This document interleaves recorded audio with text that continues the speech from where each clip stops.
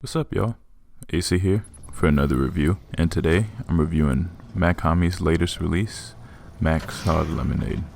Now, Mach is a rapper from New Jersey who has been consistently releasing really well done projects for quite some time now. He has grown to become a favorite amongst fans of the underground and his fellow contemporaries as well. Most likely for his great flow and almost endless rhyme schemes, as well as his unparalleled ear for beats. Mach was originally a part of Greiselda, so of course his sound is more of a throwback to the 90s, but it has a more modern flair. Mach's beats are a lot more lo-fi or bare. I expected the same type of sound on this new album, which I partly got, but I'd say that the beats on this latest release are a lot more loud and aggressive than his usual stuff. A lot of the beats here have some loud horns, samples, or drums. Mach is a lot more aggressive and loud on this album, which is appreciated due to his style being typically a bit more reserved, although he has been more aggressive in the past on albums such as HBO or even on his last release where he just started yelling randomly. But let's get into that album. So to begin, we have the track SBTM. This track is the opening, and it feels really grand as the horns are just roaring throughout the track, and Mach came into the song wasting no time by consistently spitting relentless, smooth flows. There's samples throughout the track that make it feel very cinematic, and it feels very noir. I'd say that this is an awesome intro for the album, as it helps set up this feeling of being in a movie or so that carries on throughout the entirety of the project. So then we have the song Soon Jadu, and this track has a slow beat that has a lot going on. I feel like I'm entering some type of danger when this track begins. Mach emphasizes this with the opening lyrics. You're old enough to cross the streets, then you're old enough to get hit, which is just cold-blooded. Mach also sings on this track, which was fine, but I prefer it if he had just kept rapping. He tends to do that a lot, which it works sometimes, other times, not really. This track also features Earl Sweatshirt, who turned in a really good feature. His vocals were mixed very low, but in a way that I thought fit the track excellently. Earl sounded like some type of hooded omen telling of danger, and I gotta say that the Billy Woods vibes were strong on this track.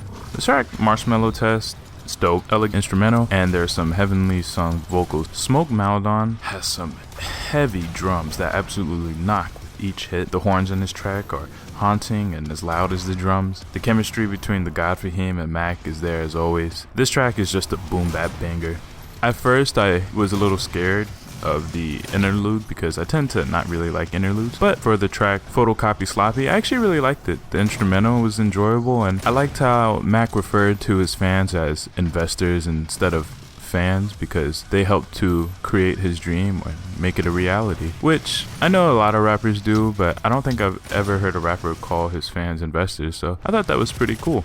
The track Poorhouse has Euro Droog on it, and the chemistry between him and Mach was on point. I'm a sucker for when rappers flow back and forth with each other. I initially wasn't all that hype about the beat, but as it progressed and more sounds were placed into it, it really grew on me. The track Count Dracula, I remember when this track came out as a single, and I was initially really excited to check it out, but I didn't really listen to it after it released, and revisiting it reminded me why.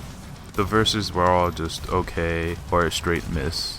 This track was a big downer for me. I thought I would really like it, but nothing hit for me. Squeaky Hinge is a track that has some dope piano keys. They feel like they're a part of a movie where a character is about to kill someone he wanted revenge on. It's not threatening or eerie, I would say it's just menacing in a very assertive way. Mach just stuck to this track. His flow was like glue and it was pristine. NJ Ultra as the outro, I'd say that it really did a good job of feeling like the end of a film. There's a somewhat somber sample in the background that comes in and goes. This was the most aggressive and angry that Mach felt throughout the project. It feels like he's a character who lost it all but is still driven to get what he wants. And overall, this album was nice. It was a tight listen, and Mach just keeps releasing dope project after dope project. I'd probably say that I like this one a little bit more than his last. I'd rate this, it's dope. Please subscribe, drop a like, and have a good one.